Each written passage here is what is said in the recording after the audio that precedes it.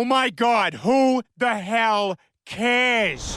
So today is yet another No Kings protest day, and you know exactly what that means. It means a bunch of paid communist agitators are going to unite with a bunch of geriatric grandmas from the nursing home and basically go, Donald Trump, Donald Trump.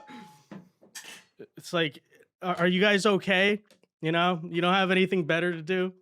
Not exactly sure, but I reports are millions of short buses have been seen coming in across America with a bunch of, paid protesters ready to go scream about ICE. Hey, hey, ho, ho, Donald Trump has got to go.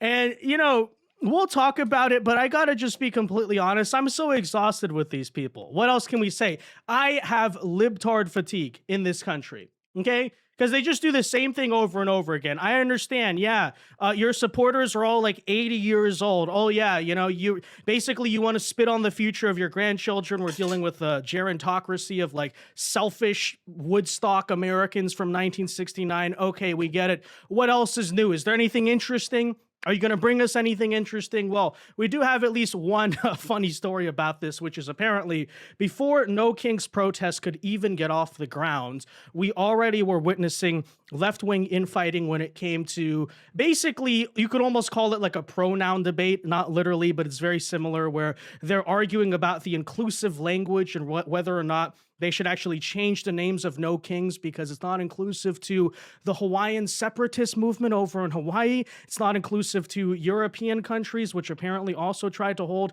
a No Kings protest today. But yeah, definitely, it wasn't just an organized day for NGOs to try to spread international Marxism, right? Totally organic stuff we're watching here. Again, anyways, we'll get into all of it, guys. First, though, do us a favor. If you enjoy our content, make sure you hit that like button down below. Subscribe to the channel if you are new. That's the best way to support our work, and it also ensures that...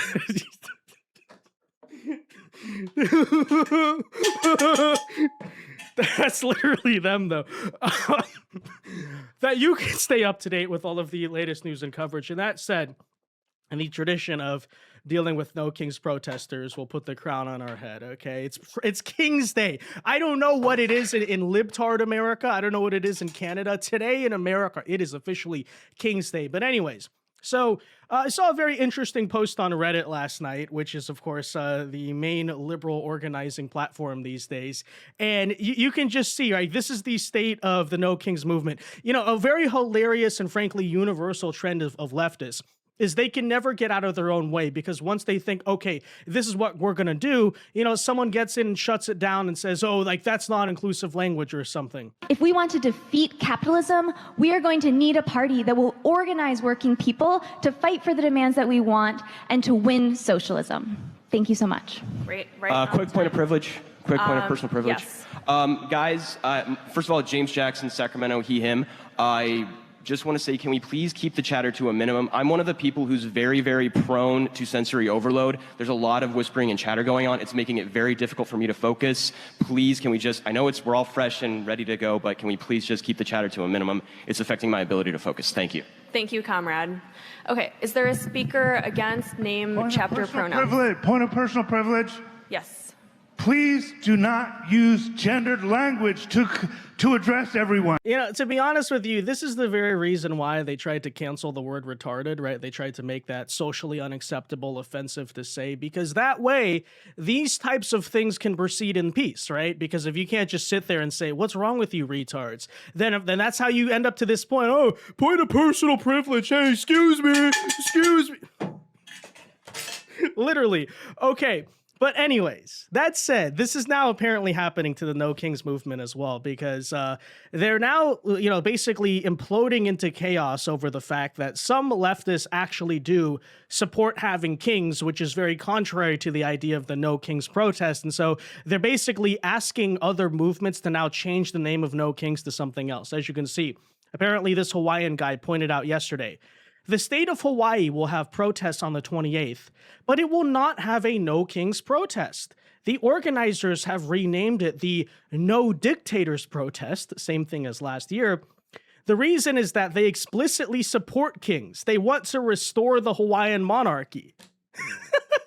So the leftists in one of the U.S. states here overwhelmingly, according to this guy, support the monarchy, right? Because if you're anything familiar with the Hawaii independence movement, the Hawaiian separatists, basically, they want to leave the United States, go back to being under tribal control. So, you know, there are no kings, but actually a prominent left-wing movement in the United States is actually in open support of kings, which frankly makes the entire thing utterly incoherent. But yeah, as usual, right? As usual, these people can't get off the ground because of their own stupidity. So, you know, he further points out, I hope that the national organizers are aware and can coordinate to find new organizers in our state who actually support the No Kings ethos. So this guy is mad because the organizers in Hawaii are actually in support of the monarchy. It's just ridiculous. It's just hilarious. And of course, many people actually pointed out, despite the fact that generally the Hawaiian independence movement, for obvious reasons, is associated with being a left-wing one, right? Anti-colonialism, pro-indigenous or whatever, that actually the current guy who genealogically would be set to take over as King of Hawaii actually is Republican and a former Republican Hawaiian state representative. So, you know, these people are clamoring from independence, protesting against Donald Trump, but they want to put a Republican in charge as their essentially absolute tribal monarch of an independent Hawaii. Yeah. Leftism in a nutshell. I mean, what else can we say? Of course, quite hilariously, Senator Mazie Hirono, who is, of course, the Democrat senator out of Hawaii, is completely contradicting the No Kings organizers of her own state by pointing out that Donald Trump is not, never will be, and never has been a king. Hashtag No Kings. To which I say, I understand your entire protest is performative to begin with, but by this logic, doesn't that make the protests kind of redundant or unnecessary, right? You say no kings. You point out he's not a king. He never will be a king. He never has been a king. So why are you protesting? Please explain that to me, right? But, you know, as usual, we don't even know what this means, right? No kings, no kings. I mean, whatever.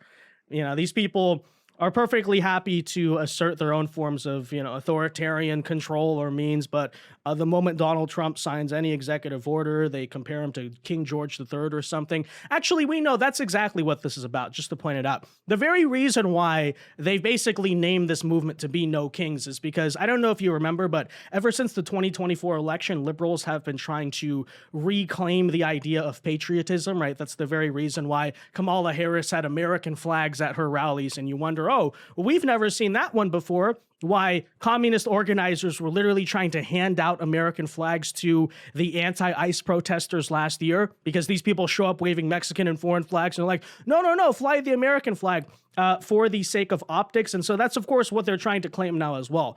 Well, No Kings is patriotic, bro. That's about Independence Day or something, bro. I mean, I wonder what the founding fathers would have thought of having Ilhan Omar and a bunch of Somalian Marxists in our government. I don't know. I'm just saying. But anyways, right there you essentially have. So that's a situation out of Hawaii where they're all just fighting one another. And then similarly, we have the No Kings protest over in London, right? The UK, which has apparently been renamed to just a march against the far right for very obvious reasons as well, which is the fact that, obviously the UK has a king. And by the way, what are you even doing protesting over in London, right? Of unions, charities, politicians, celebrity backers, and one of the people that's going to be performing on the stage I'm joined by now is singer Billy Bragg. Look, Billy, this was formed in response at the end of last year to the Unite the Kingdom marches, wasn't it? Explain sort of the thinking. Now, it does seem awfully confusing as to why exactly they're even there. Donald Trump is not president of their country, but maybe they're just there to protest against authoritarianism, right? They don't want to have digital ID laws and people getting arrested for so-called hate speech or criticizing Islam or something like that. Oh, wait, that's not remotely what is happening. It's supposedly a protest against the far right.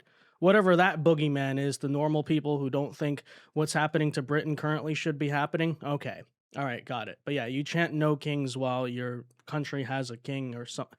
It doesn't make any sense. But as I said, fundamentally, right, all the supposed no kings days are, and the reason why they're international, despite the fact that Donald Trump is not international, is simply because the global network of the organized left, right, basically global communism and all of their NGOs use these days as a big show of force, and that way they can fundraise and essentially continue to money launder. And that's exactly what this is. And that's exactly what all of these geriatrics across America are ultimately engaging in, right? They're being useful idiots for radical organized Marxist groups whose essential goal is to overthrow Western civilization. But hey, maybe they're not even necessarily idiots in the sense that they know exactly what they're doing because they did the same thing back in the 1960s, right?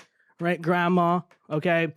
And the reason I keep bringing that up is because we now have to show you some of these scenes of the actual crowds, right? Who are the attendees at these supposed No Kings protests? And you see this, folks, all the time, right? The party that claims to be of the youth, right? They're hip, they're young, they're liberal, they're progressive. For whatever reason, can't fill a protest without the crowds looking something like this. So you can see this video, I believe, is out of Massachusetts. Her sign reads, "Now you've pissed off Grandma." For what reason exactly? I believe that may actually just be early onset, you know. But no, okay, there she goes. She, basically is using her walker, trying to portray this image of, wow, Trump is so mean to me that even I have to go and use my walker. No one's forcing you to do that, lady. Okay. But, in a sense, you could almost argue that the Democrat Party, again, because they can never find normal people to actually show up to their own events, has to use a bunch of like confused geriatrics. Okay, these people literally have early symptoms of dementia, and they're just like, hey, Donald Trump is taking away Social Security or something. And then they all show up in their walkers, right? No kings, no kings. And then, of course, the rest are basically just the typical hippie types, the paid activist people like that. Although at the same time, maybe there's a very real sense in, again, the very people from the 1960s who were living it up with Jane Fonda, protesting at Woodstock, burning the American flag. They didn't go anywhere. They're basically all in a midlife, or I guess past midlife crisis at this point, where they're trying to relive their glory days. Oh, wasn't 1969 such an awesome year as we were spitting on our fellow Americans or whatever? No, now it just looks sad, right? Like, this is literally the political equivalent. You go to like a nightclub in Las Vegas, and Las Vegas was cool 30 years ago. Now it's a dead city or something. And it's all just the unks, right? All these like 50-year-olds at some 90s themed bar or something. And it's just sad, right? It's like, get a life, have some kids. What are you guys doing? But that's the same thing. That's the same thing you're watching right now, just as a political protest, right? These people still think they're in the 60s and they're that cool. No, move on, right?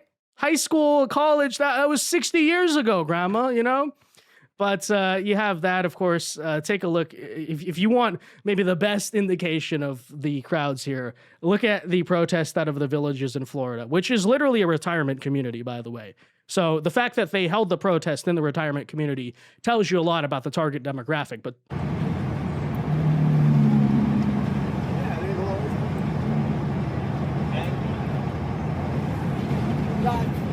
and by the way, you can see some other scenes from across America today. Here's another one. I believe this looks like it appears to be Florida.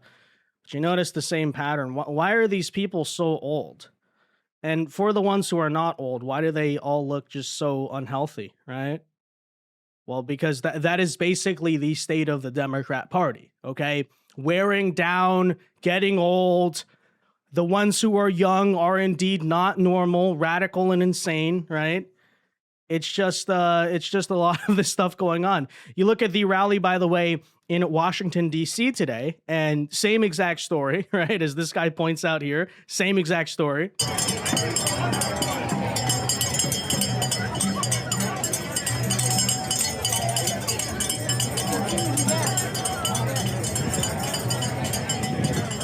I mean, wow, just so much vibrance and energy and youth, right? They're literally doing the thing. No kings, no kings. We're banging on a pot, so we're making a difference. No, you're just extremely annoying. By the way, do you ever not do that, right? Oh yeah, let's just go march in the streets for the 20th time and bang on some stuff. That's gonna like, again, like, is there something wrong in the head there? Are there some special needs we're not addressing? I don't know. It's just strange behavior, as I said. You see a sign like this too, by the way. Empathy is our strength, right? Well, what a sign. So no longer is it diversity is our strength. They're really doubling down on the whole empathy thing, which is hilarious because every time liberals cite this idea, they don't even know what it means. Okay, so let's properly define. Empathy isn't just about having sympathy for others. It's the ability also to relate to others, right? To be able to put yourself in another person's shoes. I know liberals use words you don't know the definition of. Put yourself in other people's shoes and understand how they feel. I know for a fact liberals don't have empathy because these are people who genuinely live in a bubble all the time, right? They're the same exact people who try to shut down free speech on college campuses and basically everywhere else, right? They believe in hate speech. Hey, you're saying something I disagree with. I'm not even going to listen to what you have to say. I'm just going to shoot you and call you a fascist, which is genuinely, unironically, and quite literally something that liberals have done in the past year or so. And it's not exactly outlandish or abnormal or one-off time freak behavior. They got together in coalitions to celebrate exactly what they did. These people claim to care so much about immigrants or black people, despite the fact that you look at this crowd right now and you know for a fact none of these people live around immigrants, black people, or any of the so-called diversity, which is why I put it all together to say, liberals, how can you actually have any quote-unquote empathy if you don't even listen to other people? You don't even listen to other people. Your whole sort of political ethos is not actually trying to take a chance to learn how other people feel, how the other side feels. As a matter of fact, if they disagree with you, you just try to shoot them, but you're the side of empathy, right? Right? Like, it's not like, you understand, empathy is not just about vaguely thinking you're being nice towards someone. It's about actually understanding the circumstances these people are in. And you guys literally live in ivory towers, both physically in terms of where you live and where you interact, but also mentally upstairs. Okay, these people all live in bubbles. You guys don't know anything about empathy. As a matter of fact, I would argue it's conservatives who genuinely understand empathy because conservatives more easily are able to put themselves into other people's shoes and understand how other people feel, understand how where people are coming from. You know why? Because conservatives are much more likely to sit down and listen than liberals actually are, okay? But, okay, there you go. They're going to say, oh, empathy is our strength, whatever that's supposed to mean. And, I have to say, as a young person watching this, watching all of these old people, these baby boomers come out and basically spit on the country that they basically grew up in a very entitled way. It's just another reminder of what we're dealing with here in terms of what I've referred to, right, as the Woodstock Americans, that generation. And obviously, this video is intended at no offense towards baby boomers as a whole. I understand it's a very split and divided generation, but there is something very real about these people. And then, very similar actually to the woke college kids of today. And the simple reality there is that baby boomers in the context of American history might have been the most entitled generation ever, in the sense that, well, their parents basically lived through hell, right? They grew up in the Great Depression, they fought in World War II, but they came back, where did baby boomers grow up in? The 1950s. In many people's eyes, the best time to be an American, right? Patriotism, economic opportunity all over the place. Then the 60s come around. Then the boomers who had a really great childhood objectively, right, basically are raised up into the world. What do? Well, the ones who had a good head on their shoulders, or they just, or they weren't the fortunate ones. They weren't the privileged ones, right? Either they went to Vietnam, they did something with their lives. But of course, we know a very prominent sect of that generation did what? I'm at Woodstock, right? And then, so they do that. And basically, I would argue to an extent, these people kind of almost tear down a lot of what their parents gifted them, right? Their parents gifted them the greatest country in history, and they benefit a lot from it, right? These people literally who are now screaming about empathy and privilege or something, they are the most privileged people ever, okay? They bought a house for like $10,000 back in the early 70s, completely well off. Now they're sitting around in their freaking geriatric state, their nursing home, observing as things are basically having to change in America because the course we've been on is not working. And they're basically sitting here saying, no, I want to basically preserve the country I've held on to for everybody else. I don't care if my civilization is burning all around me. Hey, I need to hold on to my home. I'm not going to sell it to my kids because it has to go to BlackRock instead so I can cash out the most money, right? These are literally the types of people who show up to No Kings protests. And I'm not trying to castigate all baby boomers in that box because obviously, again, there are mixes. Literally in 2024, the baby boomer generation split about 50-50 nationwide for Trump and Harris. Okay, so we understand there's an obvious difference. But, you know, for these like cosmopolitan liberals who live in places like, you know, Massachusetts, Washington, D.C., right? Sort of these old hippies. That's exactly what you're dealing with here. You know, why don't you go visit the grandkids for once in a while? Oh, you don't because you're too busy protesting, huh? Yeah. Yeah, very, very, very typical. Oh, you still ride your bicycle around in the street like you're 20 or something, right?